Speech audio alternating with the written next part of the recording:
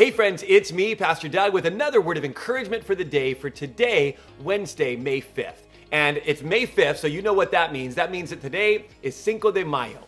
And I want to ask you this question. Do you know what Cinco de Mayo is? Do you know what it represents? A lot of people think that it is the Mexican Independence Day, but that's actually not what Cinco de Mayo represents. Cinco de Mayo is a historic celebration of an event that took place in the city of Puebla in 1862, where 2,000 Mexican troops won an incredible victory against 6,000 French troops. So believe it or not, Cinco de Mayo is not real popular in France, but it does tend to get celebrated in Mexico and certainly here in California, where we usually make a pretty big deal out of celebrating Cinco de Mayo. So I hope you have a great day today. Well, today's word comes out of Acts chapter 2, verses 44 through 47. And in it, we continue our exploration of the subject of greed, this thing that creeps into our heart and grips us and often dictates our decisions and directs our actions. But we don't have to let greed be our king. In fact, Jesus is our king. So if Jesus is our king, then we know that greed is not our king.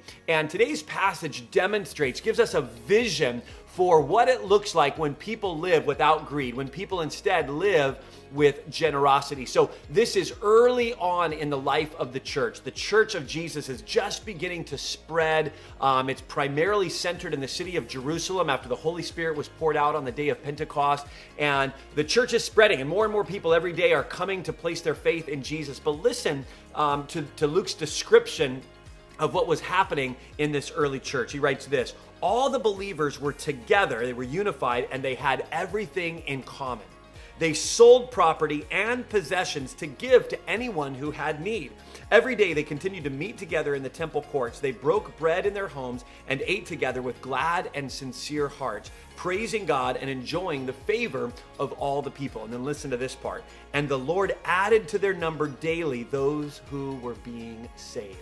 So what was it that was attracting people to this little group of Christians? Was it their theology? Was it their doctrine? Was it their teachings about the resurrection? Well, certainly all of those things were important, but one of the characteristics that was so attractive about the early church was their generosity. Because see, people then, just like people now, our default position is greed. Our default position from the moment we're born is to be thinking about me, and I want more, and I want it for me. And so for this early group of Christians to be living this way with generosity, sharing and giving and taking care of each other's needs was so attractive to the people in the community that more and more people were coming to listen to the message. They were interested, they were intrigued, they wanted to know more. And every day, more and more people were being added to their number. More and more people were getting saved as they heard the word of the Lord preached and as they watched the word of the Lord lived out in the lives of these Christians. Friends, may you and I continue this legacy, this vision of living with generosity instead of greed. Have a great day, and we'll see you tomorrow.